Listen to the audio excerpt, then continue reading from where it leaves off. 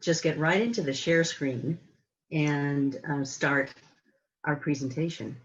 I'm Molly Arthur, and I'm here. There's quite a few Extinction Rebellion rebels joining us today, and I really can't see your names right or faces right now. So at the end, when we're finished with the presentation, then we can introduce all the XR people. I have a fair amount of family and friends here as well.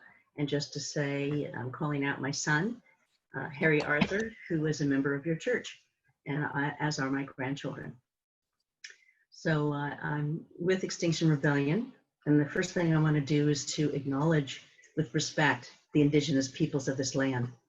And I honor up to the 10,000 years or more that they lived in harmony with their environment here.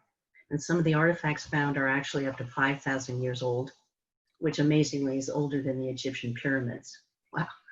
And I respect their caring relationship with their land and kin, and I'm very cognizant of the history that took away their land and culture in so many of their lives. So it looks like the Marin Hills to me, where I live now. The indigenous people here are now called Coast Miwok, and once densely populated Marin County before the incursion of the Spanish Empire. Today, we're going to talk about why we are working with Extinction Rebellion. We're going to use our personal stories, but also what is the movement and what has instigated it, how important it is for our world and the future generations, our grandchildren and their grandchildren, to 7 generations. So I'm going to tell my story in this presentation, and then John and Callista will join me in a panel at the end of the presentation. And that is when we will take questions. I want to start with the main reasons I'm working with Extinction Rebellion as a 71-year-old aspiring elder.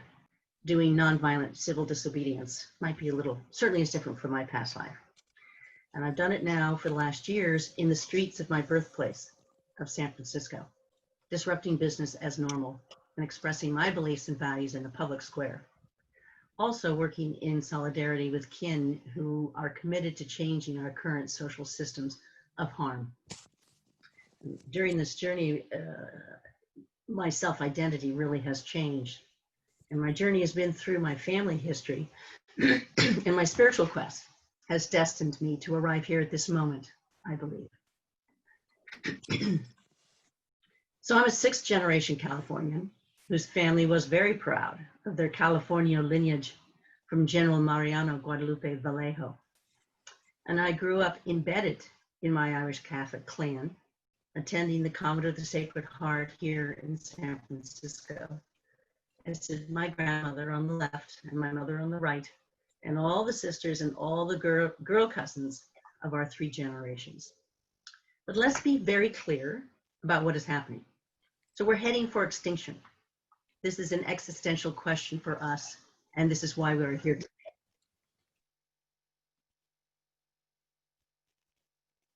We're facing the biggest crisis humanity has ever encountered. Climate breakdown, ecological breakdown, Earth systems breakdown, all happening in front of our eyes. The scale and the speed of it just defies belief. It's so grave and so big. And it's perfectly clear that the existing political system and economic system is not fit for purpose. Business as usual, politics as usual is not going to get us out of this horrendous mess. We need system change. And what that requires, as history shows, is massive non-violent civil disobedience. We need to create the biggest movements there have ever been to confront the biggest crisis there has ever been. And that's why on October the 7th, I'm joining the Extinction Rebellion protests. Let's make these. So in tracing my family history, huge. I came to an intimate realization of my lineage's collusion in oppression, genocide, and defilement of our earth through systems of violence and death.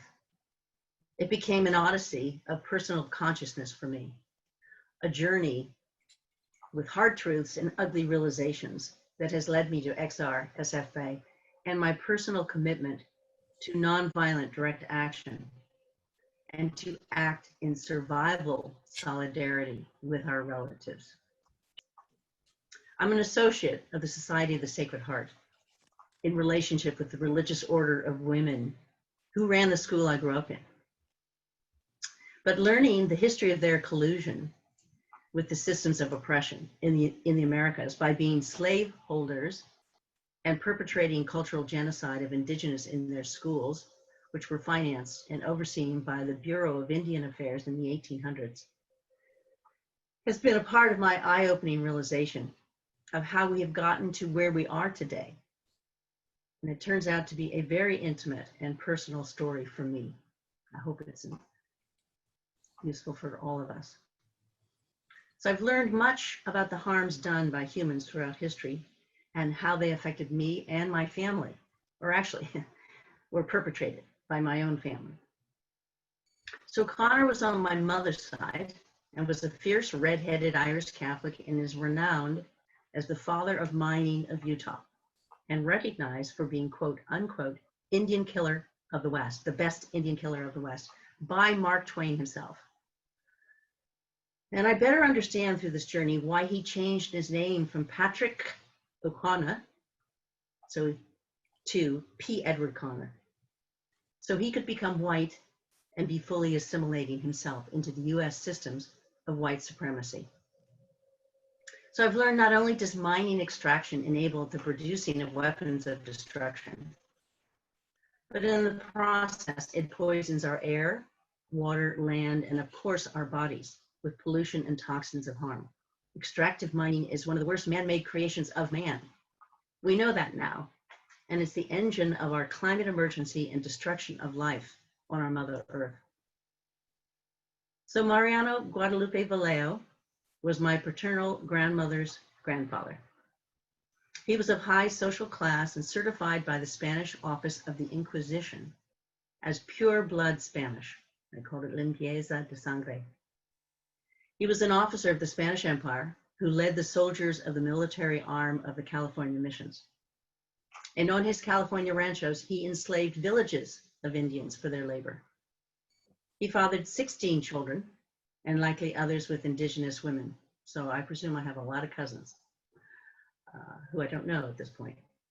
He created the outpost on the frontier of the Mexican government in Sonoma, and as a feudal patron, he ruled with impunity, all within his purview. He was in charge of it all.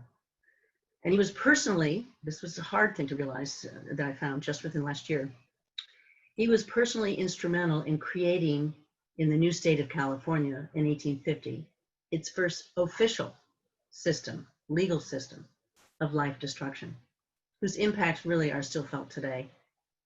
He was a prime sponsor of California laws that paid bounties for the genocide of its indigenous population and the indenturing of their children.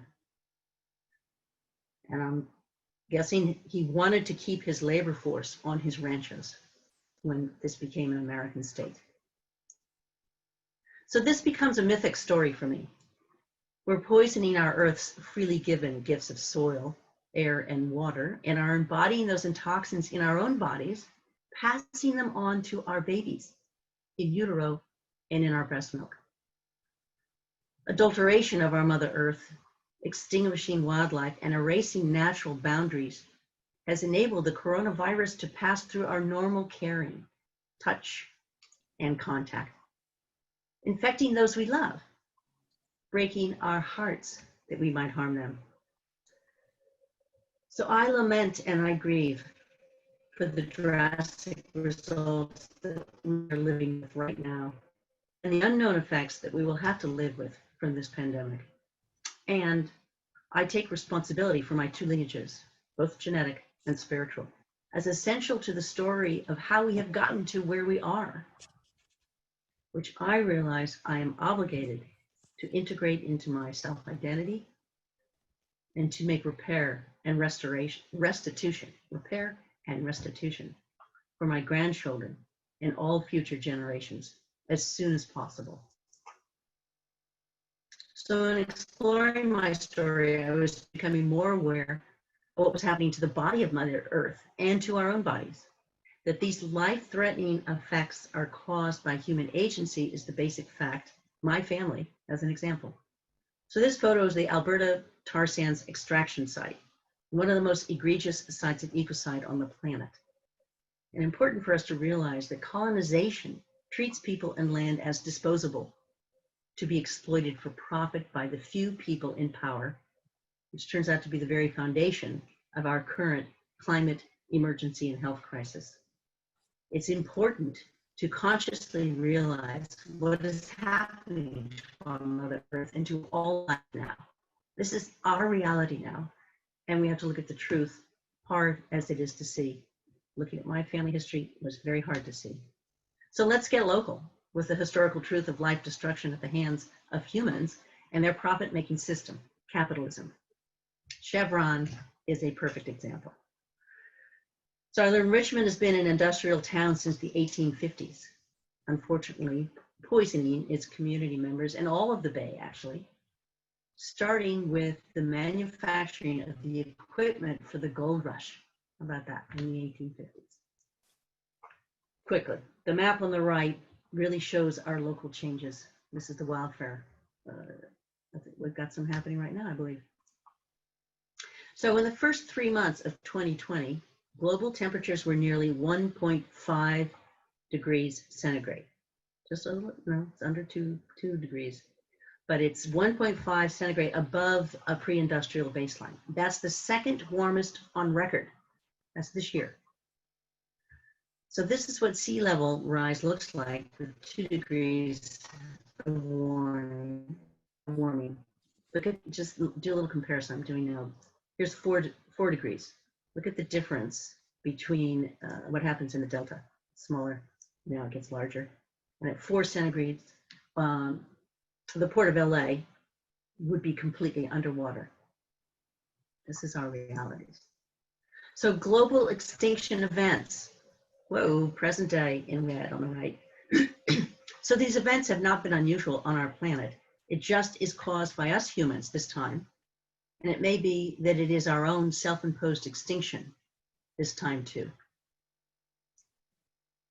So as I said, we're almost at 1.5% centigrade this winter, and that is dangerous. You can see that on the slide. And there is a 50-50 odd that we will be seeing catastrophic conditions on Earth in this century. Yes, this is where we're headed, and we cannot go back to business as usual or life as usual. To not act is morally indefensible. To not clean up our mess will be our last human failing. So today, this burden is on our shoulders, and there's no longer a tomorrow to put this off to. This is an anguishing awakening and realization. It's heartbreaking. Does it galvanize us finally? And can we galvanize the forces to make the necessary changes for our survival? And the children shall lead us.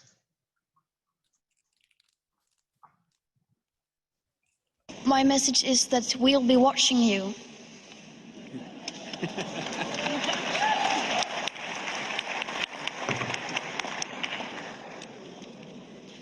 This is all wrong. I shouldn't be up here. I should be back in school on the other side of the ocean. Yet you all come to us young people for hope. How dare you? You have stolen my dreams and my childhood with your empty words, and yet I'm one of the lucky ones. People are suffering. People are dying. Entire ecosystems are collapsing. We are in the beginning of a mass extinction, and all you can talk about is money and fairy tales of eternal economic growth. How dare you?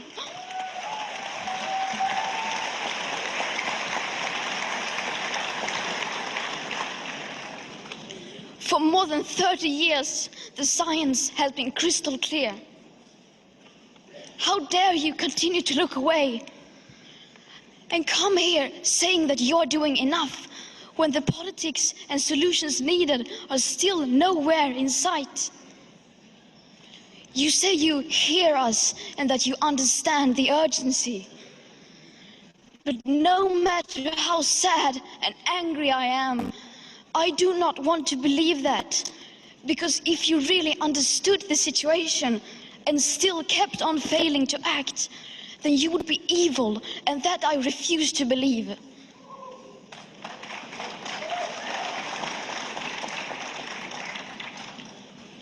The popular idea of cutting our emissions in half in 10 years only gives us a 50% chance of staying below 1.5 degrees and the risk of setting off irreversible chain reactions beyond human control.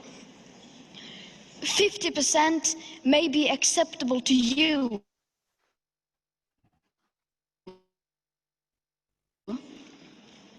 but those numbers do not include tipping points, most feedback loops, additional warming hidden by toxic air pollution, or the aspects of equity and climate justice.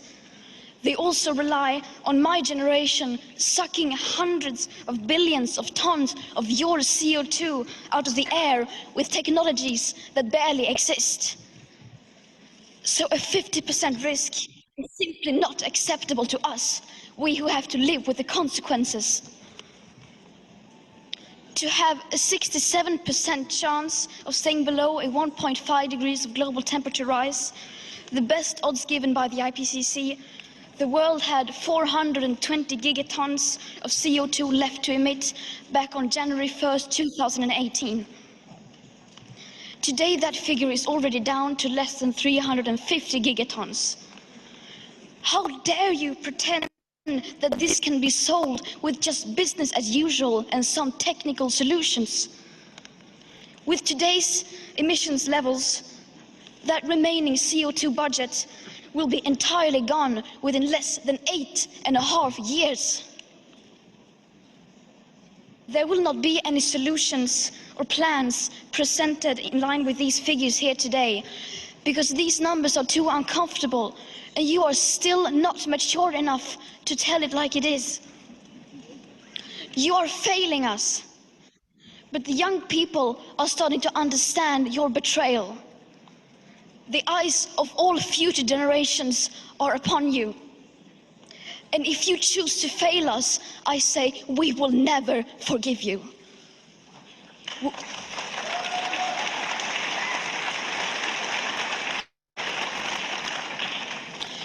We will not let you get away with this. Right here, right now, is where we draw the line. The world is waking up, and change is coming whether you like it or not. Thank you. It makes me cry every time I hear it. So we are obligated to do direct action, to be a good human being and a concerned citizen, living our values of care and compassion, and claiming our relationship with Mother Earth and all life, our kin. We are responsible and will act on our obligation. And the saints shall show us. As good citizens and good people, we must act with moral responsibility. We must yell out and proclaim why we are rebelling against the extinction of life on our Mother Earth. We can listen to the prophetic voice of my elder friend, Grace Sievertson. She's been a lifelong activist. Perseverance, fortitude, courage. She has a full heart of love and a moral voice. I want to follow life givers, rebels for life, who protect our water, air, and earth from polluting all life on earth, extinguishing our beauty and sacredness. I can stand against the structures of death that we humans have created with our hubris, idolatry, and violence.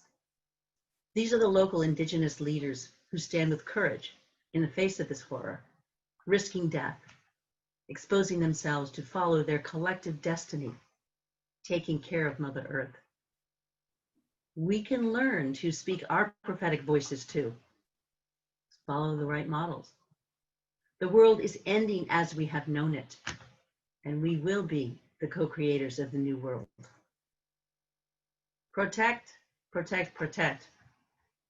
Indigenous elders have called humans the chosen ones, not because we are so special, but because we were chosen to take care of the earth, not to harm it.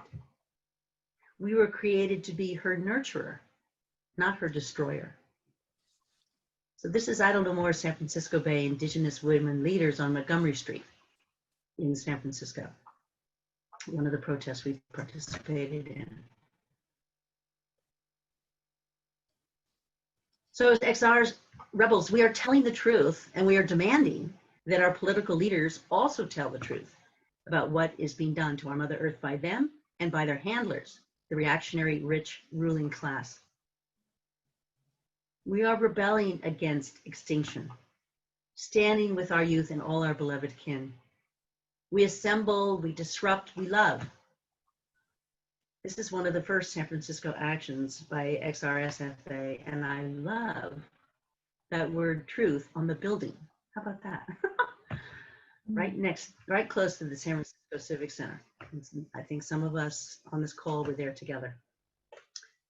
So, quote, "This is all decolonial work, getting back to community and even matriarchy, honoring the interdependence of all beings and valuing the collective over our own ego." Beautiful language sent out from SFBay in an email to membership in April 2020, this year, while we're working in our pandemic. So this is at California and Montgomery Streets. My great-grandfather used to have his office on that exact corner. Now I helped close that street, waved at my cousins passing me by to their jobs, and took over my lineage's story, using the streets for liberation instead of for the perpetuation of profit and greed. So we can do this with direct action and with engagement, like supporting the Green New Deal, essential.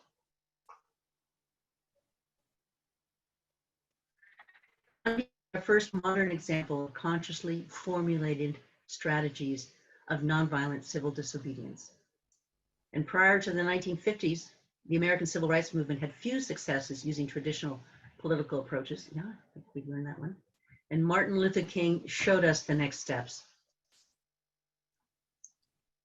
Nonviolent direct action undertaken respectfully draws attention to the cause, converting skeptics about the movement and lessening possible escalation into self-defeating violence. But the actions must also be disruptive. It's not enough to demonstrate or protest. Oh yeah, let's disrupt this world of complacency. Beyond their beauty and camaraderie, successful actions must be sacrificial.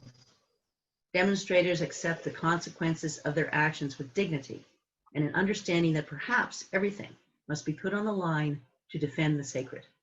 And even our essential workers must protest to get the support and safety that they deserve in this society. This must change. So we in XR, we can support many issues because they are actually essential to a movement that enables the shift to how we must be and act as a culture and a community that will stop destruction that is happening now. This is how we can move forward to realize a world worth living in and one we can survive in. So we can focus on local issues and conspire with the frontline actors, leveraging our work with social segments that particularly expose the harms of the system, like taking care of our children and their caregivers. Yes, of course we should be doing that. How that has not happened is astonishing. Women of color have historically made up the majority of the child care workforce. So we are committed to this kind of pursuit for the long haul in order to counter the racism and sexism of historic and current systems of injustice. And uprising. What is our obligation as rebels today in today's events?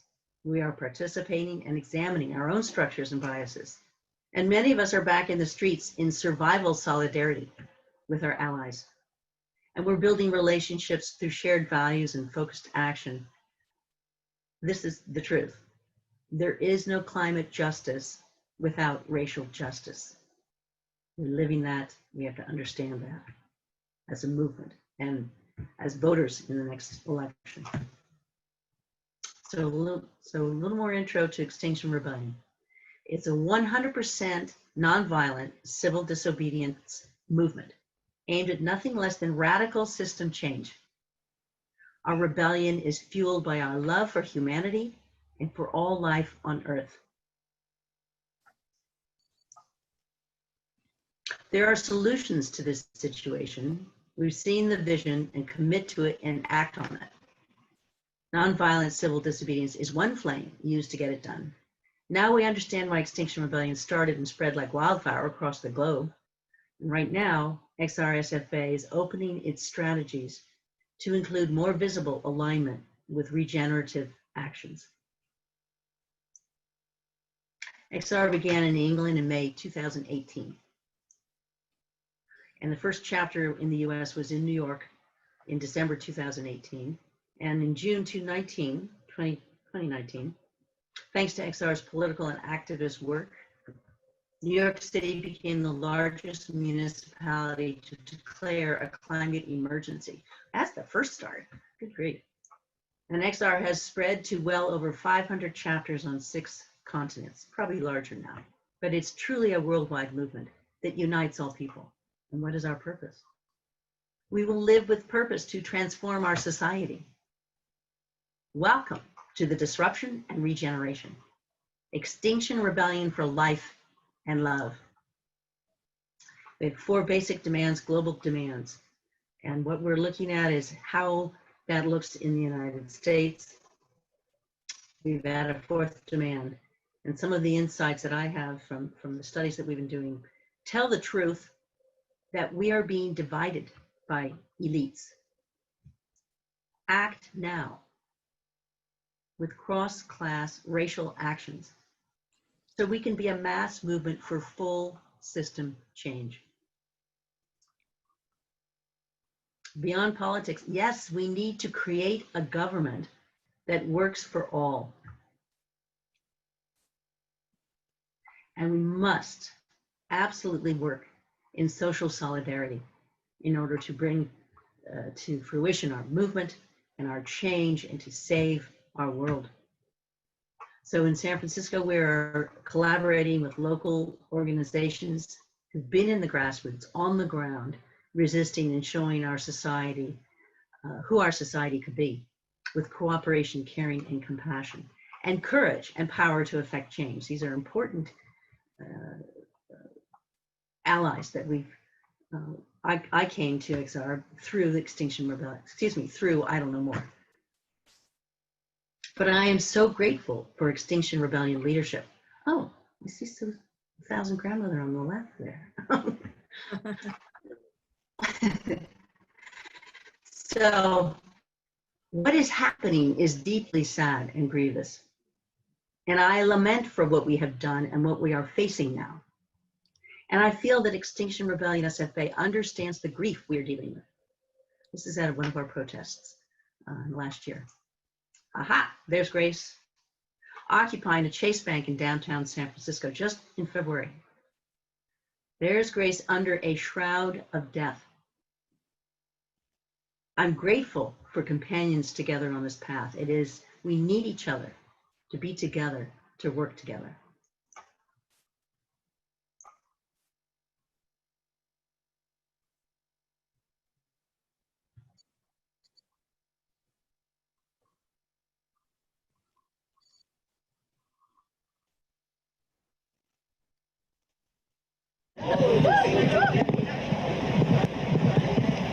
We have an announcement from Chase Bank. We have obtained permits from Gavin Newsom to frack this area.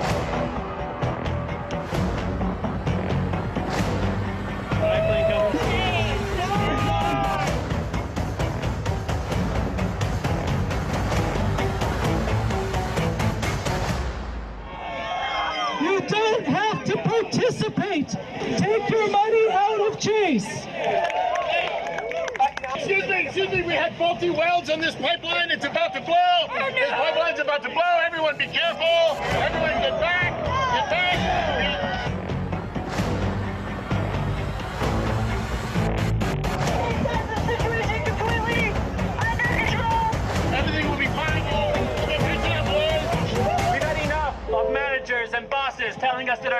are safe, and our jobs are secure by building pipelines.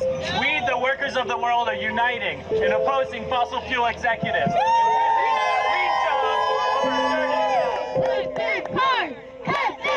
They are poisoning our world. Chase, this is for you.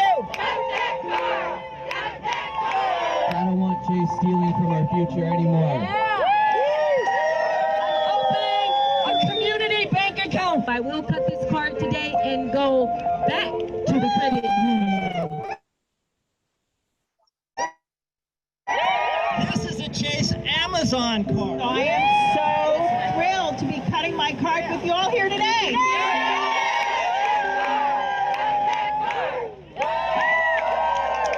Stop the money pipelines. May our money and our values be alive. To earth, to life, to justice we are loyal. When we stop the flow of money, then we stop the flow of oil. So there we are in front of Chase, and we look sweet, these grandmothers, but we are fierce, let me tell you. So are you ready to get arrested? It takes time to get there. I put my name on the arrestable list. Is this repentance and atonement enough to repair my lineage and to redeem my legacy? We are acting to unveil the mistruths and invisible harms suppressed by our society. We will use our voices to declare that we will no longer put up with what is happening. We see it, we embody it, and we will not let the ruling elite continue to hold us immobilized and divide us. So I want to be with an organization who's asking these kinds of questions. I'm glad to be with others who have moved to act based on their own values and beliefs, taking a moral and ethical stand for the good of our future generations, and developing the resilient strategies to do everything possible in our work and actions. We will unite, Black, brown, white, class, nationality, or gender, every one of us. Together, we can do it. And we offer many ways for XR rebels to learn, be together, act together, building the culture we wish to live in. We're building our infrastructure and presence here in San Francisco, and you can join us as members or as allies. Defend the sacred, our bodies, our lives, our children, our land, with devotion and love. I do not consent to the harm being done, particularly to life givers in our world. I renounce the lineage of horrific perpetration that I come from and the horrific legacy of Christian dominance. I apologize for my ancestors who perpetrated so much direct harms in their lifetimes here, where we are now still, and for my spiritual mentors who participated in cultural genocide and slaveholding. I look to manifest the restitution that my ancestors are calling for me to do now. Defend the sacred, yes. Working for redemption, yes. Going into the streets, yes. Creating cross-class racial solidarity for a movement for all life, yes.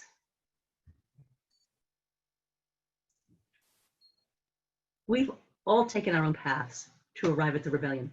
Many of us have moved through anger, fear, helplessness, frustration, and despair as we've opened our eyes to the reality of our present catastrophe. Catastrophic dangers, remember? It's tough to digest the scale of changes needed to halt mass extinction and mitigate the suffering that accompanies climate emergency, as well as the wounded social division that is being forced on us. Our Mother Earth is supporting us as much as she can with such human destruction imprinted on her. Our grandchildren are watching us, wondering whether they will be able to have their own grandchildren. With love, with faith, with each other, we will stand up and act to make the harm stop and be able to offer the beauty of the future to our beloved relatives. Come and be with us. We love you too. Join with us. We can save the world. We can offer redemption and a future for all life. Thank you for your attention and your time. I want to show that there are some next steps that can be done. Our panel is going to talk further about the specifics of XR SFBay and more on how we are structured. And give us some additional insights on why they joined XR, with some insight on an overarching question. So we thought about this question. If people want to think about this in our interaction now for the rest of our time together, the question could be like this. How do you think different generations, sorry, how do you think different generations might feel about their responsibilities and obligations on where we are and how we got here? Because I see our faces today, we have generations. And, you know, my elder generation is so responsible for our lifetime of harms that have grown. And so I just want to say, I apologize to the young people for that. And I want to invite interaction and to make sure that, you know, as an aspiring elder, we are supporting the youth and we are taking on the responsibility and obligations as Greta has asked us to do. And we are trying to change this as quickly as possible with humility and with work and action. So we want to touch on that. That's all good. I'm going to introduce John Fox and Callista Henson. And this is just a little bit of you know, the infrastructure that we have that we work with XR. But I'm going to end the share screen at this point, and John will take over because he will talk and Callista for a little bit about why they're involved, and then we'll open to questions. And if you have questions, use the participant, raise your hand. Okay.